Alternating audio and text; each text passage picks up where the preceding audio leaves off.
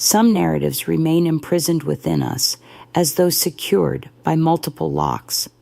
Certain recollections carry such weight that we bear them through decades before mustering the fortitude to voice them. Yet today, after countless seasons, I sense the appropriate moment has finally arrived. For no child should endure formative years in an environment devoid of affection. I want to pause for a moment. If you feel the love and are still listening to my story, please subscribe and hit the like button on the Grandparents Memories channel to show your support. Thank you so much. I am Abigail Abby Winters, currently 79, a tranquil individual who has discovered appreciation for life's modest pleasures. This equilibrium, however, wasn't my constant companion. My childhood experiences surpass what many can conceive as reality.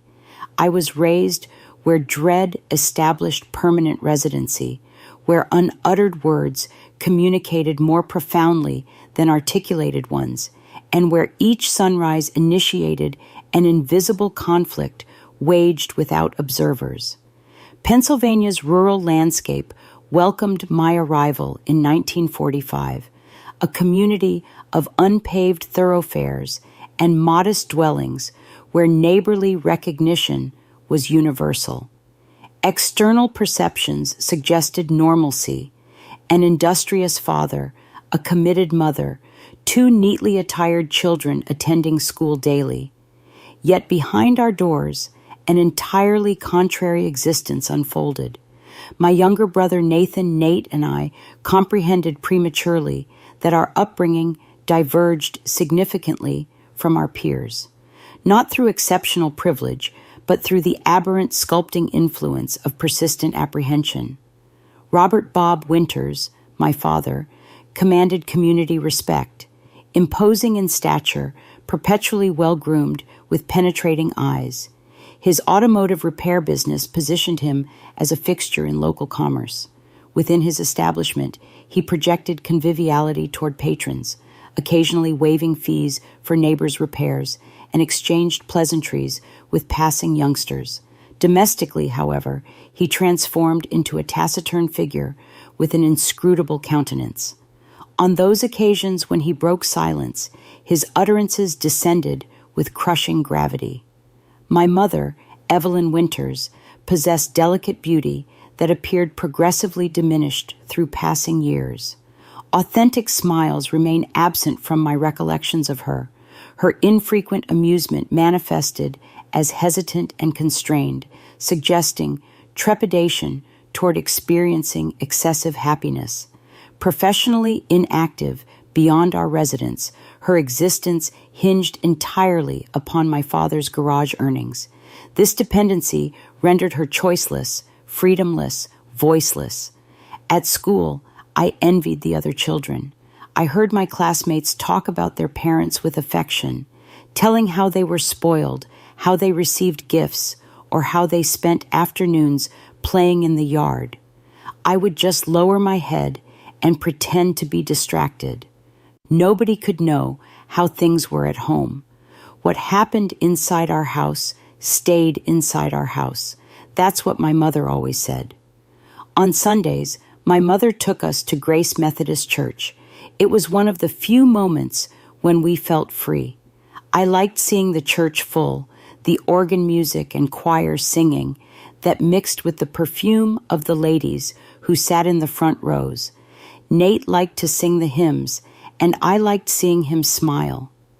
Inside the church, we felt that for a few hours we were like any other children, but as soon as the service ended, we returned home and put our masks back on.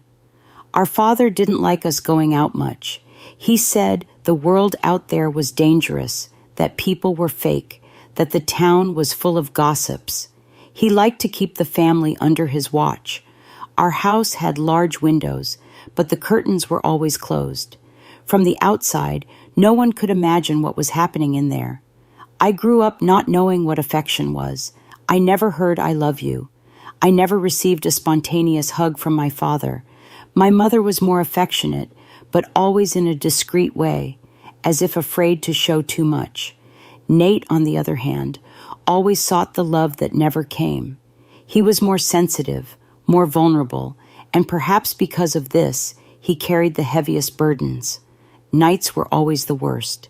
When the sun set, we felt that the day wasn't over for us yet.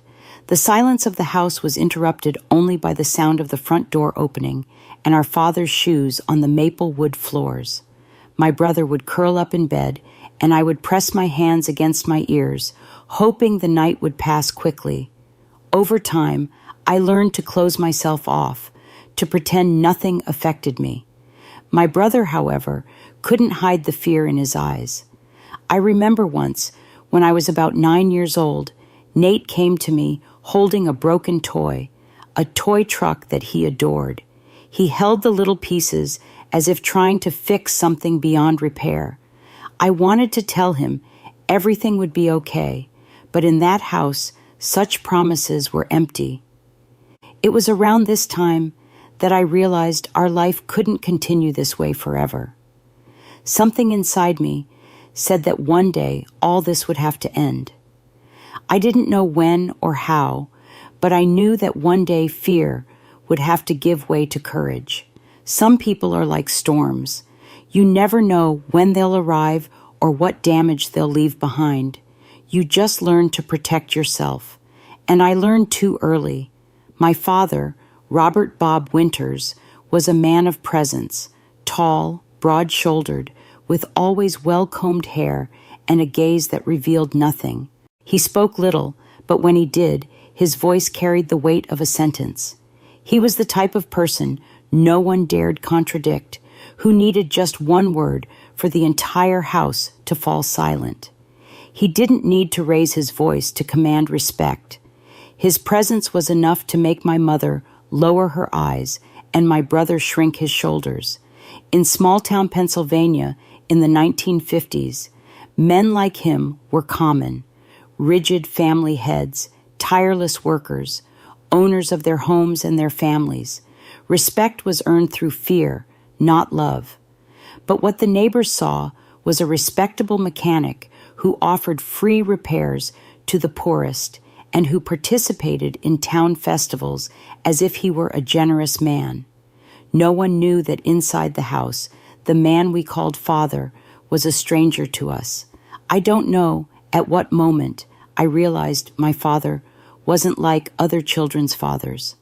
Perhaps it was when I started going to school and heard other girls talk about how their fathers picked them up, how they played in the yard, how they brought sweets from town. I never had any of that. My father didn't know my favorite dessert. He didn't know if I preferred dolls or drawing. He knew nothing about me and perhaps didn't want to know. When he came home after work, he followed the same ritual. He would place his newsboy cap on the hook near the door, take off his shoes, sit in his favorite chair, and wait for my mother to serve the meatloaf with mashed potatoes. He didn't ask how our day was. He didn't want to know about our grades at school. He just waited, like a king expecting to be served. My mother, Evelyn, was always attentive. She knew the exact time to serve dinner, to fold his clothes, to avoid unnecessary conversations.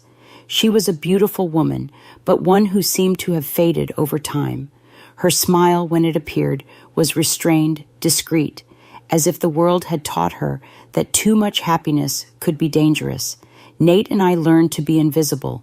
We didn't make noise. We didn't run inside the house, didn't question anything. But my brother was different from me. While I learned to hide in silence, he still tried to approach our father. He tried to start conversations, show a drawing, talk about school, but he never received a response, just a vague look, an indifferent nod. There was something in my father's manner that I didn't understand at that age, but which today, so many years later, I see clearly. He didn't see his family as something he loved. He saw my mother as someone who owed him obedience. He saw the house as a space where he commanded, and he saw us, the children, as mere details in his life. I knew he didn't see us as children. To him, we weren't small beings in formation, full of dreams and fragilities. We were just part of the house, like furniture, like an object that doesn't move without permission. I remember one specific day. Nate was 7, I was 9. My brother adored birds. At that time, many people had cages hanging in their yards with canaries that sang in the morning. But Nate didn't want a cage bird. He wanted to care for one, let it be free. One day, he found an injured robin bird near the road, picked it up carefully, and brought it home hidden between his hands. He put it in a shoebox with an old cloth and a saucer of water. "It will get better," he whispered to me that night, his eyes shining with hope. But what my brother didn't know was that our father didn't like anything that hadn't been decided by him. And when he saw the shoebox in the corner of the room, everything changed. What happened after that night was etched in my mind for years, but I don't need to tell it. I can only say that the next day, Nate spoke less, looked up less, as if something inside him had gone out. It was at that moment that I began to understand that inside that house, we couldn't have our own wills, couldn't show weakness, attachment, or dreams. My father didn't want us happy. He wanted us to be like him, hard, silent, without emotions. I quickly learned to hide who I was. My brother, not so much. And perhaps because of this, as the years passed, he was the most affected by everything we lived through. My father continued to be the same respected man in town, continued to shake customers' hands at the garage, continued to participate in religious festivals, continued to be seen as a good provider. But inside the house, he was just a heavy shadow that suffocated everything around him. I knew that one day something would have to change. I just didn't know how. Each person carries pain in their own way.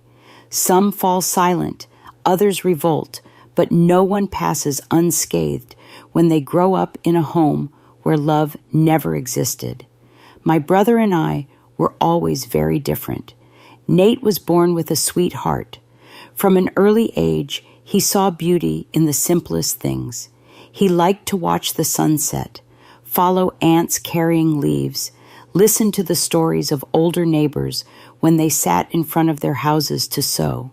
He was easily enchanted and therefore easily hurt as well.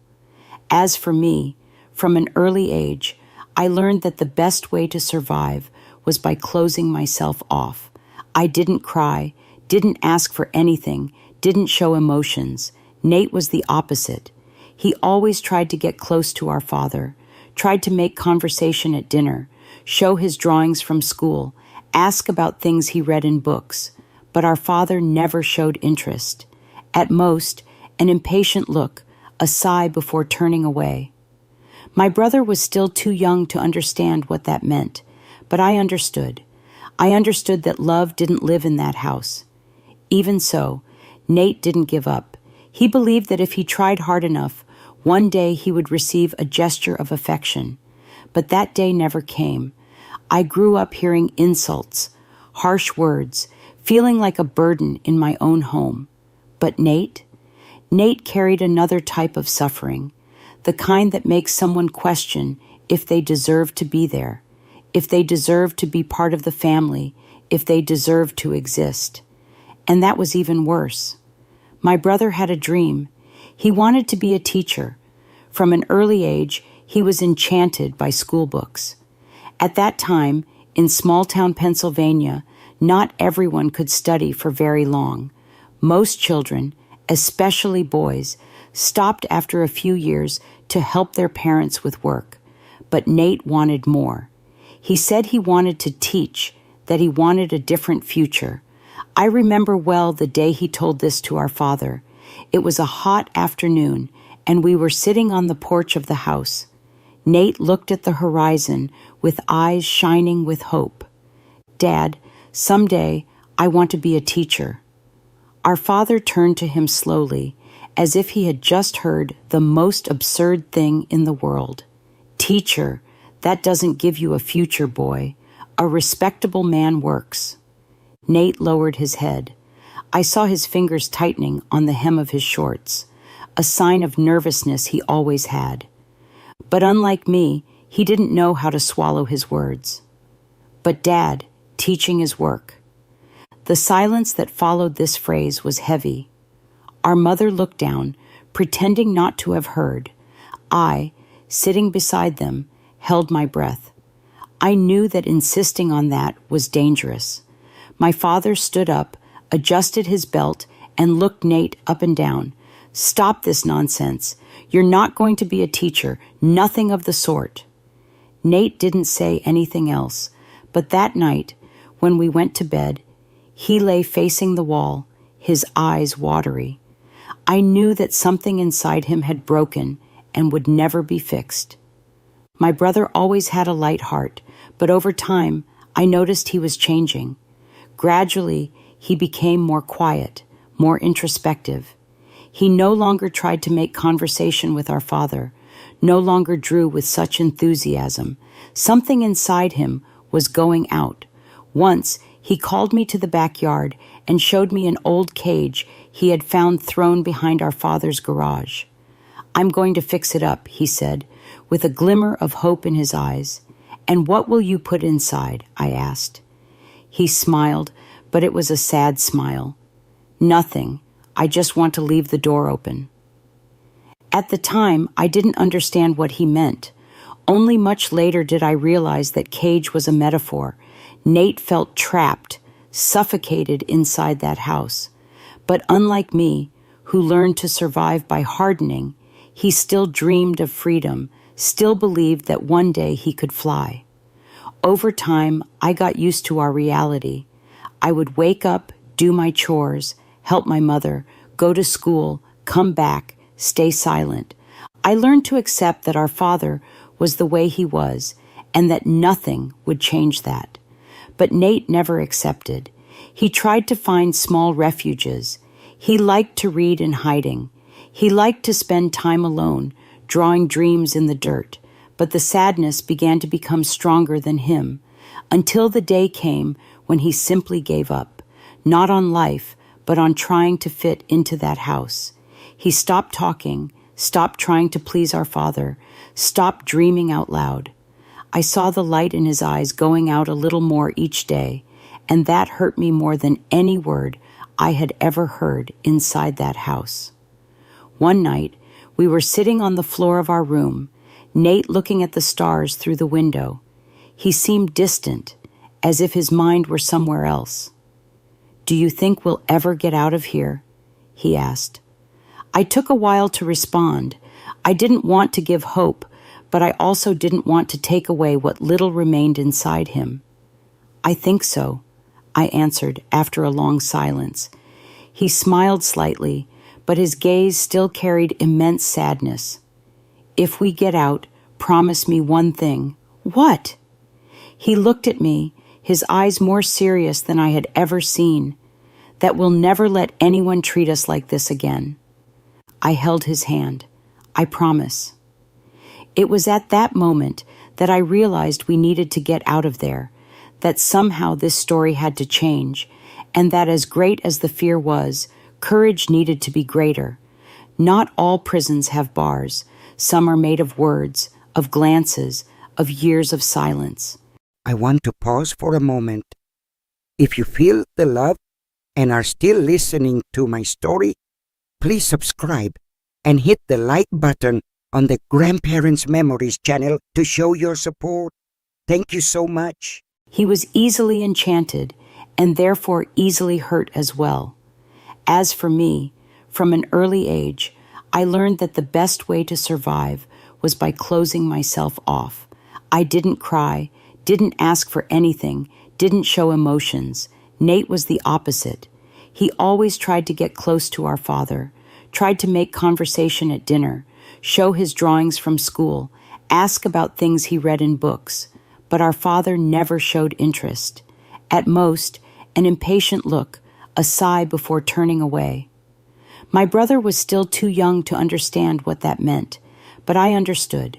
I understood that love didn't live in that house. Even so, Nate didn't give up. He believed that if he tried hard enough, one day he would receive a gesture of affection. But that day never came. I grew up hearing insults, harsh words, feeling like a burden in my own home. But Nate carried another type of suffering, the kind that makes someone question if they deserve to be there, if they deserve to be part of the family, if they deserve to exist. And that was even worse. My brother had a dream. He wanted to be a teacher. From an early age, he was enchanted by school books.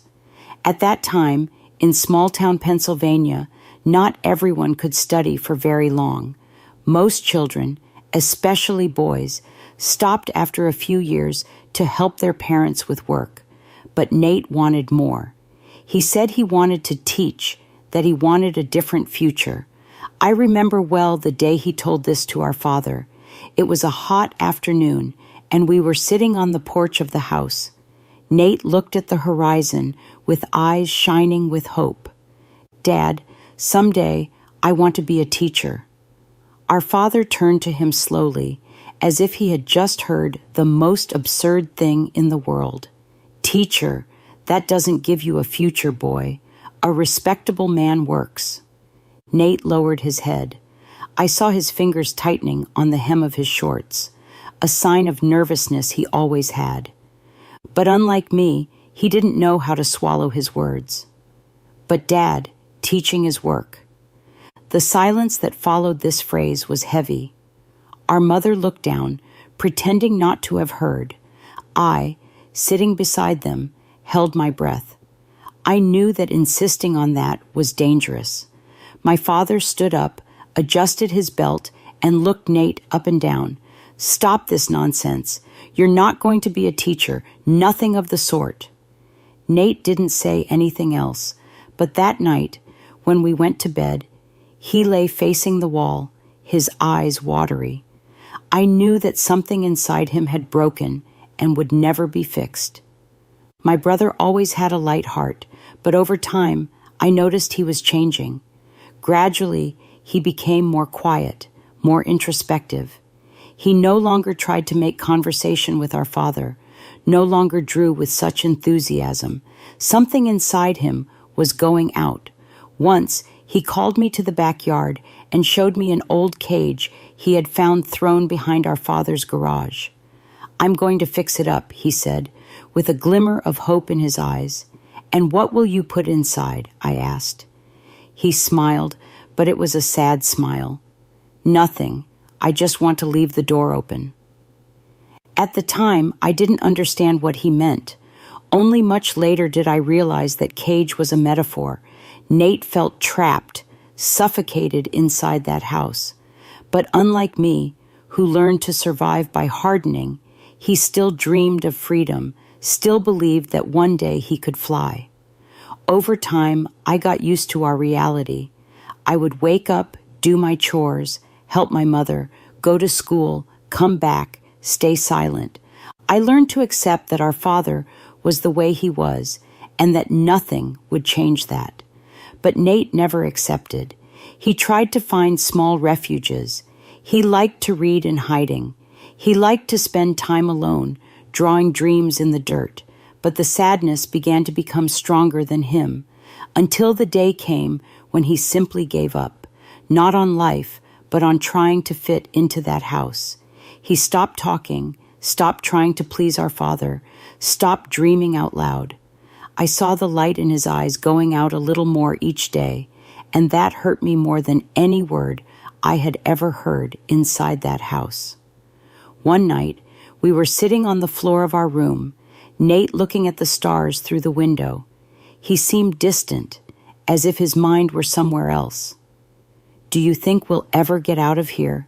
he asked. I took a while to respond.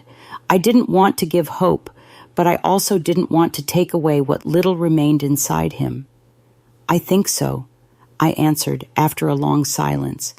He smiled slightly, but his gaze still carried immense sadness. "If we get out, promise me one thing." "What?" He looked at me, his eyes more serious than I had ever seen. "That we'll never let anyone treat us like this again." I held his hand. "I promise." It was at that moment that I realized we needed to get out of there, that somehow this story had to change, and that as great as the fear was, courage needed to be greater. Not all prisons have bars. Some are made of words, of glances, of years of silence. My mother lived inside one of these prisons, and for a long time I thought she would never leave it. My mother, Evelyn Winters, was a woman of few gestures. She walked slowly, spoke softly, and avoided anything that might displease my father. When I was little, I didn't understand why. I thought mothers were like in school books, strong, protective, who picked up their children when they cried and faced anything to defend them. But my mother was different. She seemed to live inside herself, as if there were an invisible wall separating her feelings from the outside world. Over time, I understood that this wall wasn't built because she wanted it. It was erected by fear. In that time, the 1950s, a woman without a husband was nothing. If she didn't have a job or a family to support her, she was condemned to a life of hardship. And my father knew this. He knew my mother had nowhere to go, that she depended on him for food, for clothing, for shelter. And that was the worst form of prison, one that didn't need chains. I grew up watching my mother. I saw how her eyes avoided my father's whenever he came home, saw how her hands trembled slightly when he spoke more seriously. I saw how she was always alert, always attentive, always trying to predict what he wanted, even before he asked. She knew that any wrong word could turn a normal day into a difficult one, and so she never said anything. One thing I'll never forget are the nights. My mother had a habit of sitting on the edge of the bed before sleeping, applying cream to her hands with slow, almost mechanical movements. I watched her through the door crack, waiting for some sign that inside her there was still a woman who dreamed, who wanted something beyond that life, but all I saw was weariness. She wasn't an old woman, but she seemed aged by time, not by wrinkles, not by gray hair, but by her gaze. It was the gaze of someone who had lost all battles before even fighting. I wondered if she remembered who she was before getting married, if she still recalled the dreams she had when she was young. But I think she erased all that, erased it to survive. My mother had a curious way of dealing with things. When she sensed my father was in a bad mood, she did everything to keep the house in a state of absolute calm. She would call us aside and say it was better not to cause trouble.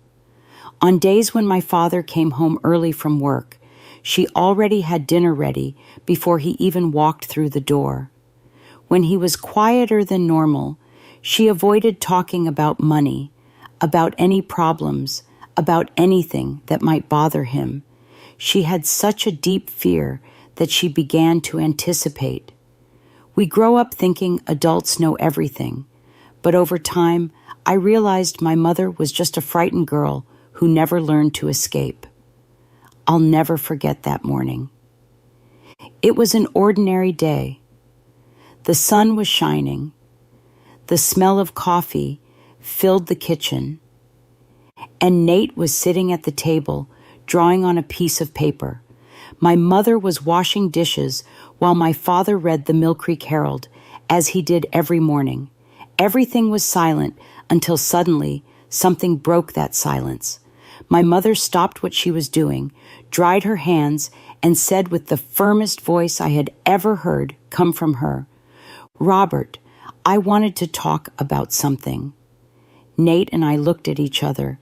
My father lowered the newspaper slowly, looked at her without saying anything. My mother took a deep breath. "I was thinking that maybe it would be good for me to work." A heavy silence took over the kitchen. My father's face showed no emotion, but I knew that inside him something had been triggered. "Work?" he repeated. My mother clutched the dish towel in her hands. Yes, maybe at Mrs. Parker's library, helping to arrange the shelves, or sewing for others. She spoke quickly, as if trying to finish before he interrupted her. But he didn't interrupt. He just closed the newspaper calmly, placed it on the table, and looked right into her eyes. "And why do you want to work?" My mother hesitated. Just to help here at home." My father was silent for a long time, then smiled at the corner of his mouth. "Help? I give you everything you need, don't I?" My mother lowered her eyes. "Yes, you do." He nodded, satisfied, picked up the newspaper again, opened it, and continued reading.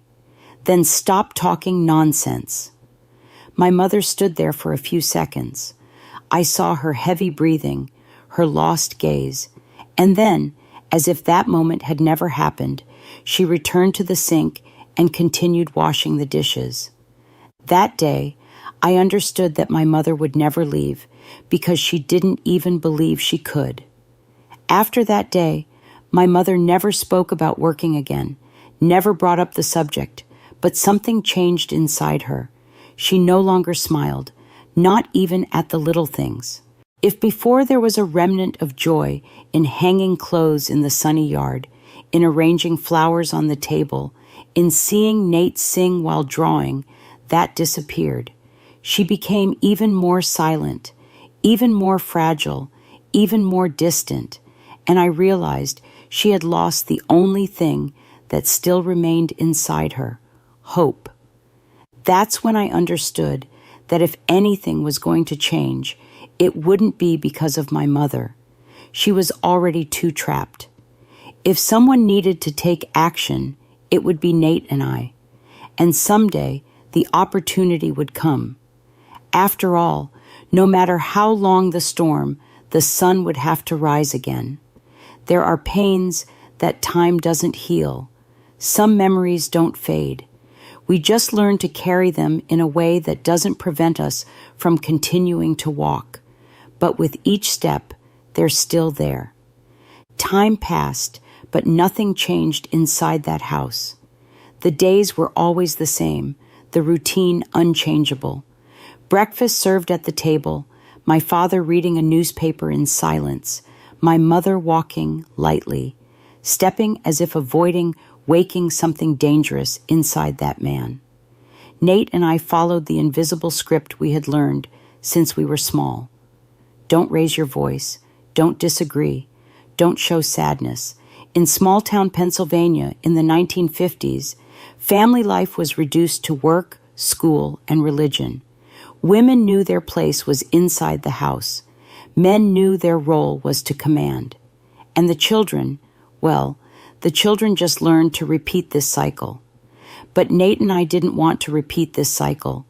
We knew from an early age that we were different from other children, not because we had something special, but because fear shaped us in a way that no one should ever be shaped. I closed myself off, became hard, became someone who swallowed tears before they even rose up my throat. Nate, on the other hand, became a broken mirror. He smiled when he needed to smile, spoke when he needed to speak, but inside, I knew he was coming apart, bit by bit. There were moments when he seemed distracted, looking at the horizon as if he were far away from there. I would call him, and he would take time to respond, as if his mind were wandering somewhere else. I didn't know where he went in these moments, but I knew it wasn't a good place. If there was one place where Nate and I could breathe, that place was Mill Creek Elementary School. Our school was simple, with peeling walls and blackboards worn by time. The teachers were strict, and the wooden desks creaked when someone moved, but still, it was a refuge. There, we could just be children. We could laugh softly during classes. We could talk about silly things. We could pretend that at the end of the day, we wouldn't have to go back home. Nate was always a good student.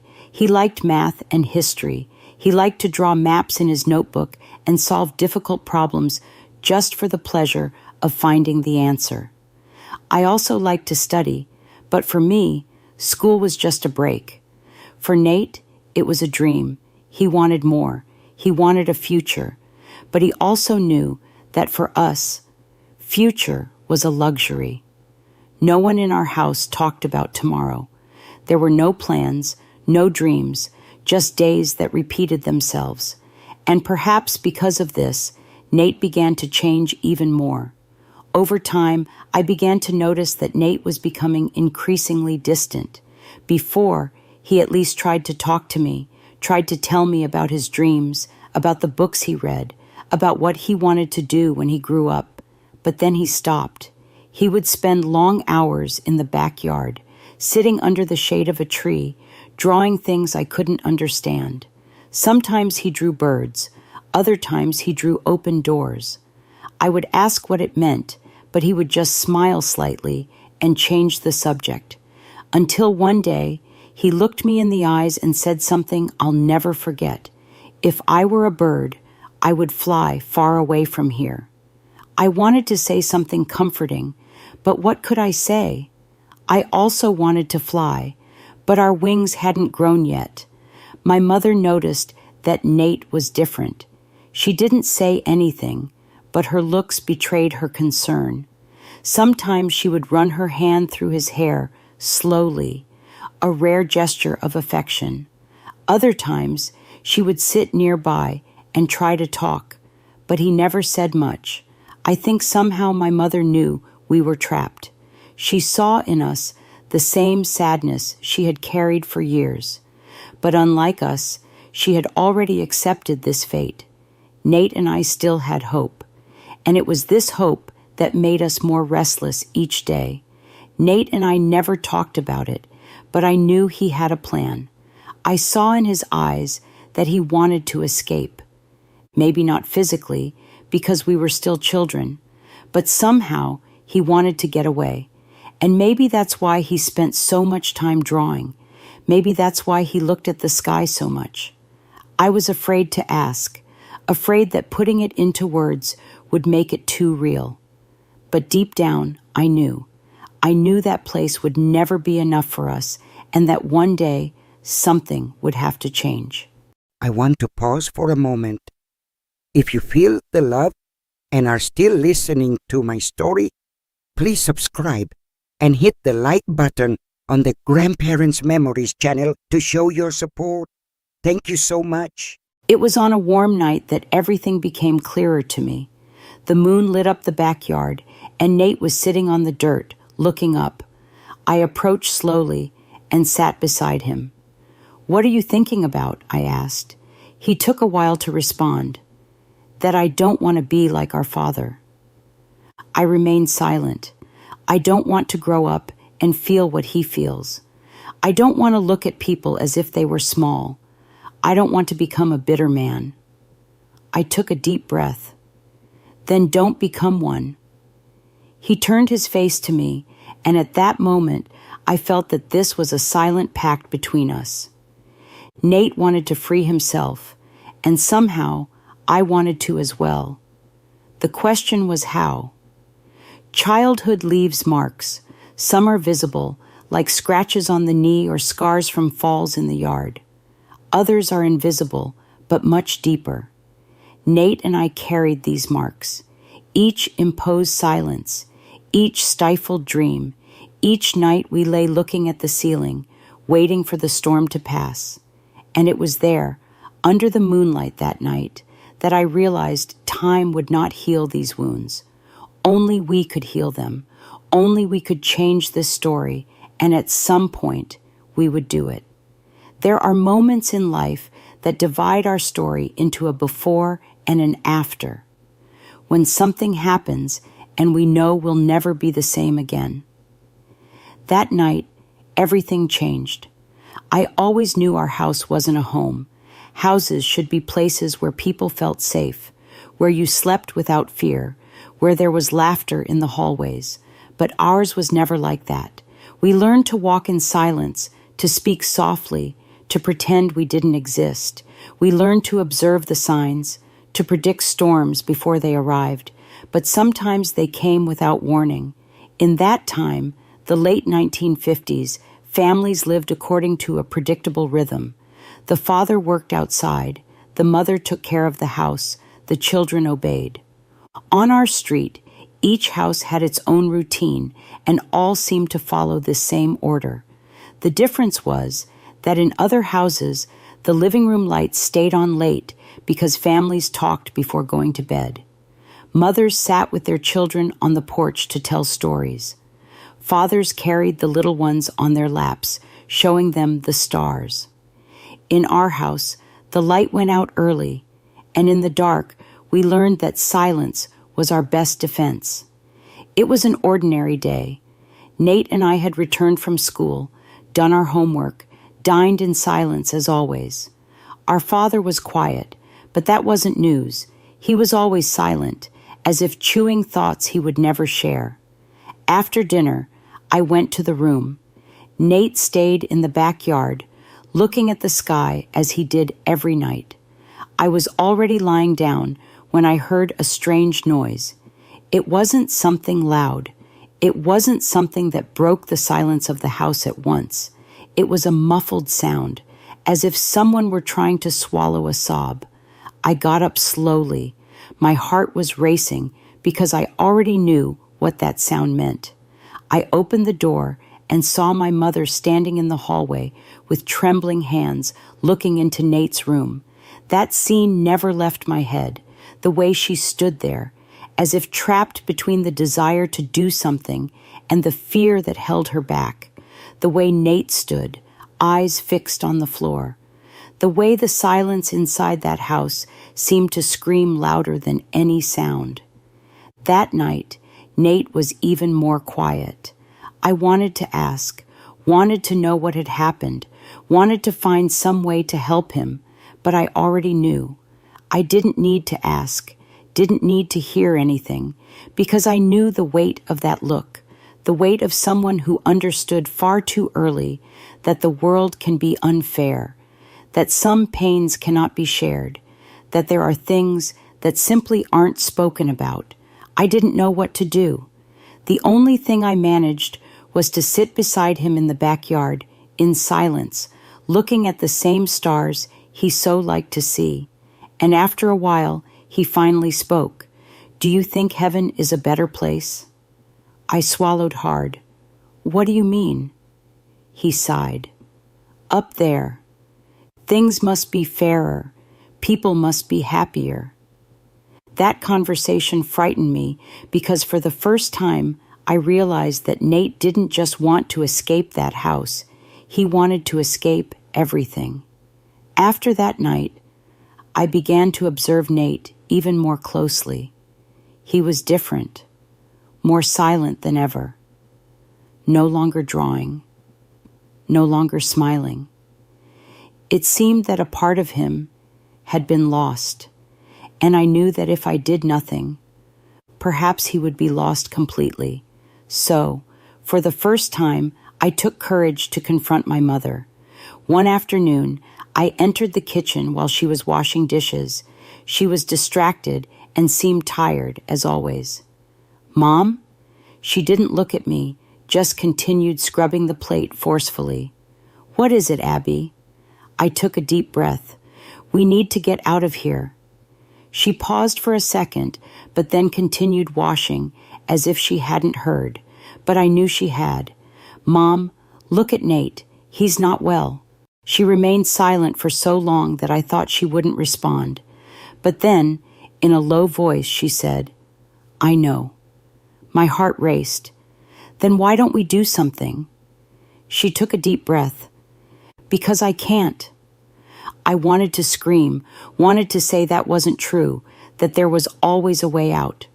But when I looked into her eyes, I understood. She didn't believe there was.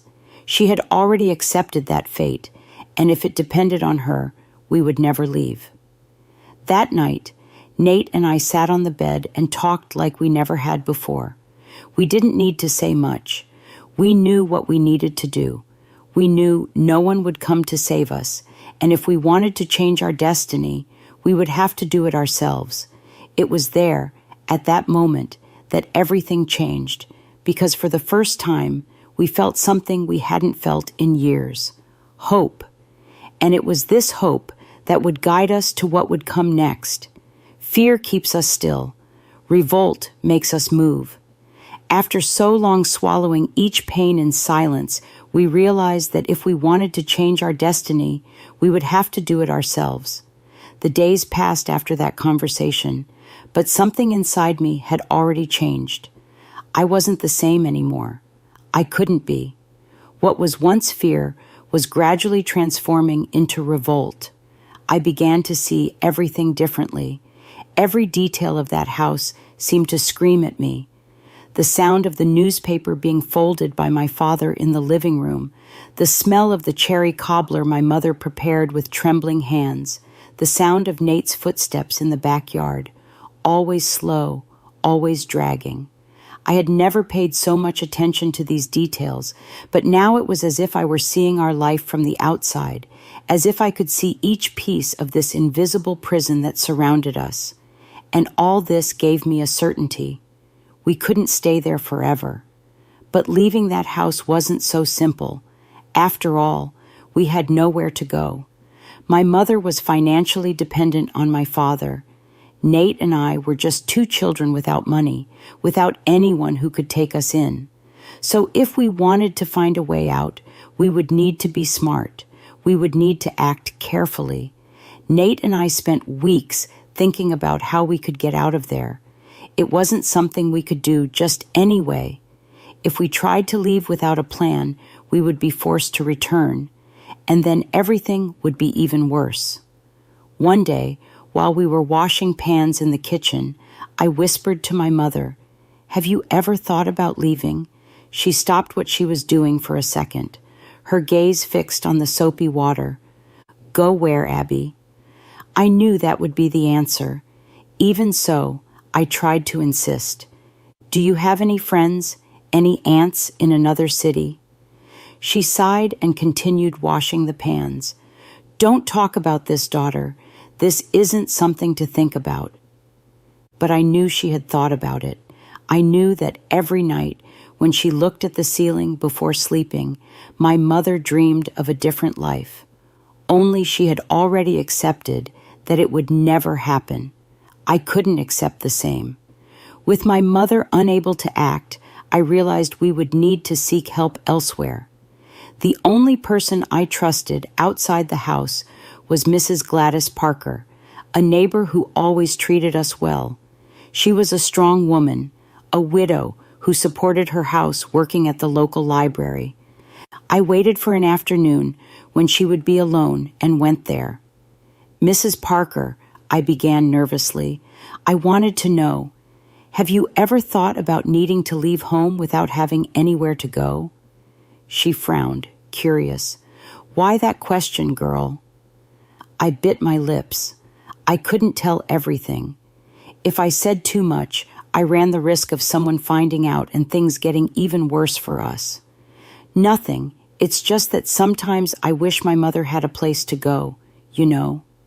Mrs. Parker looked at me for a while, and then, in a lower tone of voice, said something that made me understand that even outsiders knew about our situation.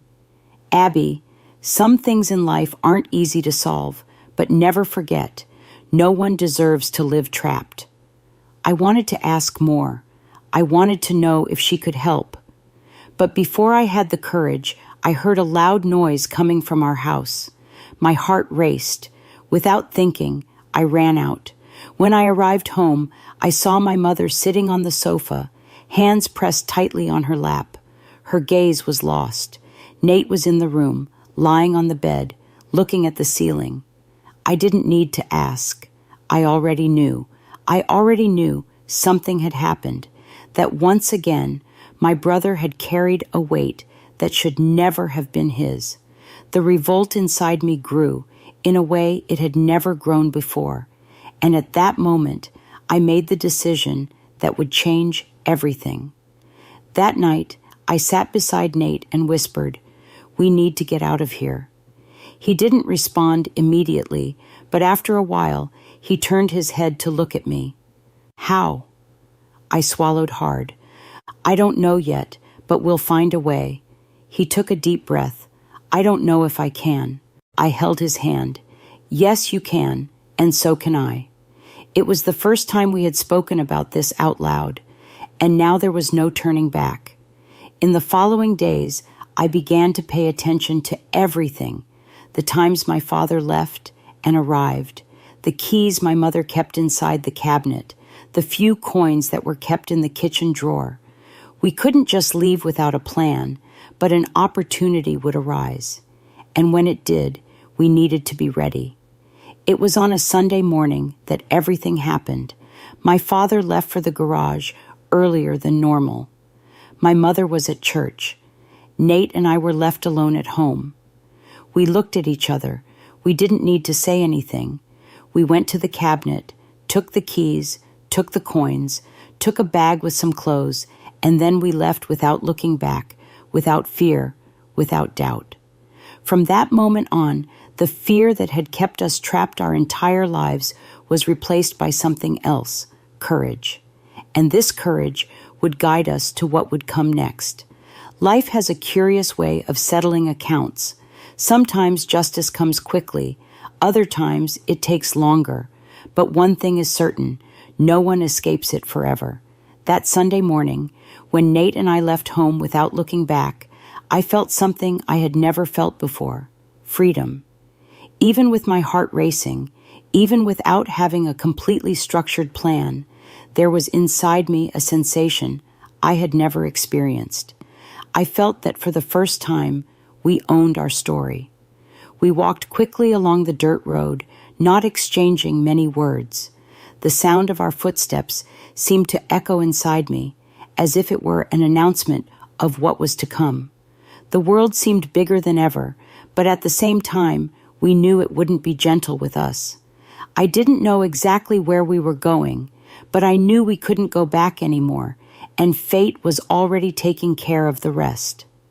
Our first instinct was to go to Mrs. Parker's house, the neighbor who had always treated us well. I knocked on the door hard, and when she opened it and saw our faces, she didn't need to ask anything. "Come in," she said without hesitation. Her house was small, with the fresh smell of coffee and cherry cobbler. Everything seemed cozy, but my body was so tense that I could hardly feel any comfort. Nate sat at the table, his shoulders hunched, his head down. "What happened?" Mrs. Parker asked, looking fixedly at me. I took a deep breath. "We left home and can't go back." She was silent for a time, then sighed. I knew this day would come. What I didn't know was that my father would discover it too quickly. He came home mid-morning, finding the silence strange, the absence of Nate and me. My mother, anxious, didn't know how to disguise it. He realized something was wrong, and that's how he began to search. In those days, there weren't easily accessible phones, but there were neighbors, acquaintances, people who saw and talked. It didn't take long for him to knock on Mrs. Parker's door. We were inside when we heard the heavy footsteps. The blood froze in my veins. Mrs. Parker looked at us and whispered, "Stay here." She opened the door, and my father didn't even ask permission. "Where are the children?" His tone of voice wasn't loud. He never shouted, but it was the type of voice that made others back away. Mrs. Parker, however, didn't back away. "They're here, but they'll only leave if they want to." The silence between the two was suffocating. I felt Nate squeeze my hand on the table. I didn't want to go out, but I knew that sooner or later this conversation would have to happen. And it did. I left the kitchen with my heart racing. My father was standing in the living room, looking at me with an expression I couldn't decipher. He opened his mouth to say something, but I was faster. "We're not going back." It was the first time in my life that I interrupted him. It was the first time I said something without waiting for his permission. The room fell silent. Nate appeared behind me. My father looked from one to the other, and then let out a dry laugh. "And how will you live?" My response was immediate. "Anyway, but how we lived there." His eyes glinted in a strange way, and for the first time, I noticed something I had never noticed before. He knew that one day this would happen. What happened next was something I never imagined. In the following days, while we stayed at Mrs. Parker's house, we discovered that the entire town began to comment on our escape. People whispered at corners, at the garage, at church.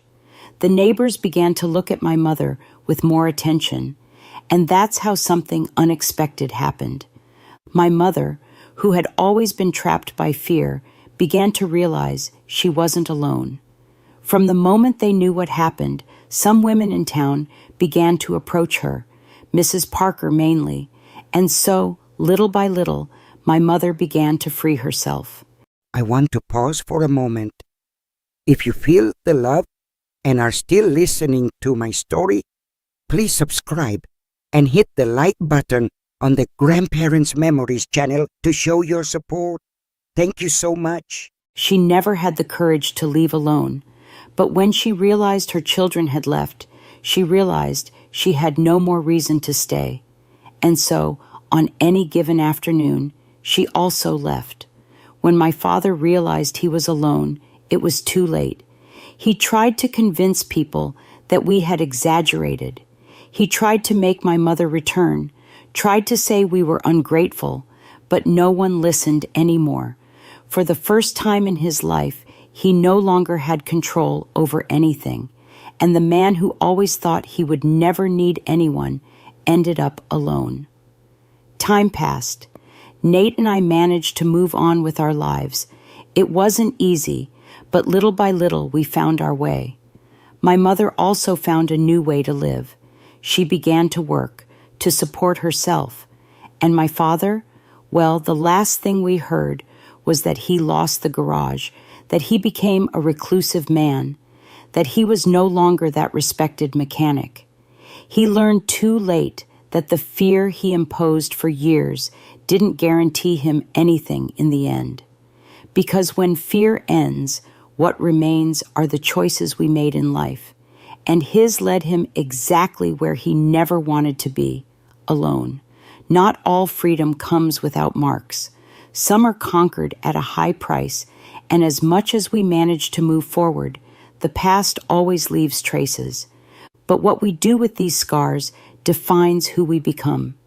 The day my mother left home was like the end of a lifelong storm. For so many years, Nate and I dreamed of leaving that invisible prison, but we never imagined our mother would have the strength to follow us. When we learned she had decided to leave, it was as if an immense weight had been lifted from our shoulders. But at the same time, we realized that freedom didn't mean an immediate happy ending. Life outside wasn't easy. We had nowhere to go, no money, no certainty of anything, just each other. And perhaps that was enough to start over. In the first days after the separation, we stayed at Mrs. Parker's house. She welcomed us without hesitation, without asking anything. My mother at first barely spoke. It was as if she were still processing everything, as if her mind were still trapped in a reality she was trying to escape. But with time, she began to react.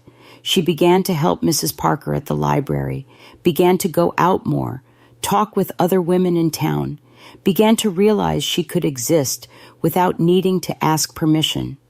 It was a slow process, but it happened, and for the first time, we saw our mother becoming her own person. Nate also changed. At first, I thought he would be lost, that all the pain he carried would still make him sink. But contrary to what I thought, he began to flourish. He returned to studying with more dedication. He began to spend hours at the town library, reading everything he could. And one day, after dreaming silently for so long, he said to me, "I'm going to be a teacher, Abby."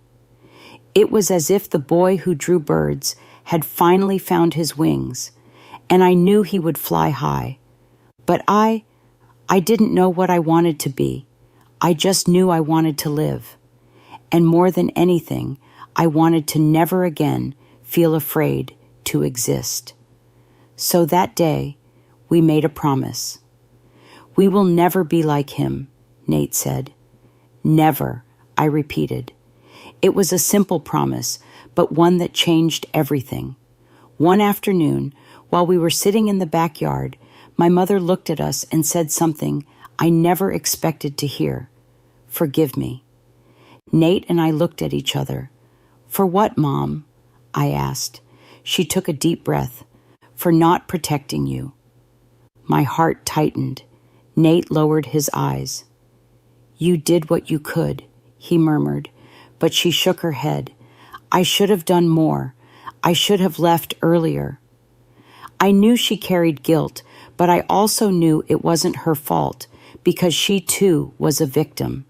And the most important thing was that now she was free. It wasn't until several years had elapsed that we received any information regarding our father. Reports indicated he remained solitary. His automotive business was struggling, and community perception of him had fundamentally shifted.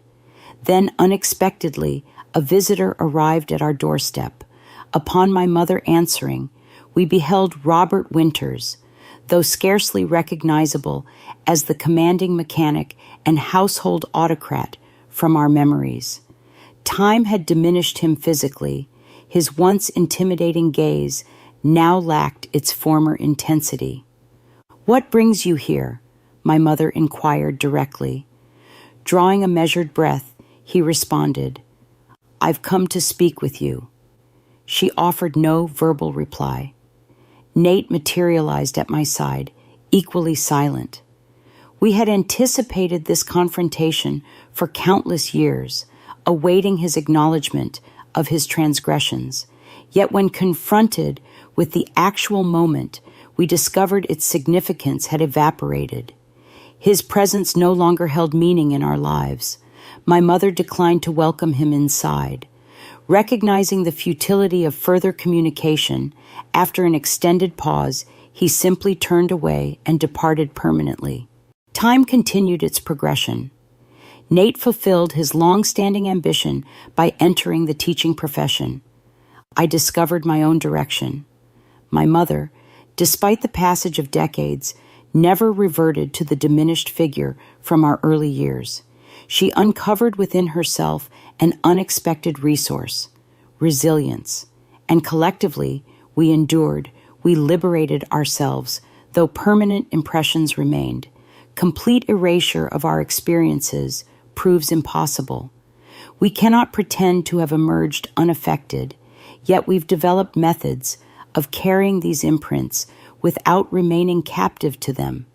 We relinquished the suffering, abandoned the dread, and ultimately, our emancipation constituted his greatest punishment. He faced death in isolation while we mastered the art of living. I have learned that not all wounds can fully heal, but we can learn to live with them. The scars of my past have become a part of me, but they no longer define who I am. I am no longer the little girl, Abby, who used to tremble at the sound of her father's footsteps. I am Abigail Winters, a woman who has found her voice and the strength to live the life she desires. Nate, my younger brother, has become the great teacher he always dreamed of being. My mother has learned to live again, finding joy in the simple things she was never allowed to embrace. And my father, he ended his life in solitude, a punishment he brought upon himself. I want to send this message to everyone. No one deserves to live in fear. No child should grow up without knowing love. And it is never too late to change your own story. Thank you for listening to my story. I am grateful to the Grandparents Memories channel for giving me the chance to share it. If my story can help even one person find the courage to change their life, then every pain I have endured has been worth it. If you find value in these stories, Please subscribe to Grandparents' Memories, like this video, and share it. Every story told can be a guiding light for someone lost in the darkness. I am Abigail Winters, and this is my story. Thank you for listening. See you in the next story on Grandparents' Memories.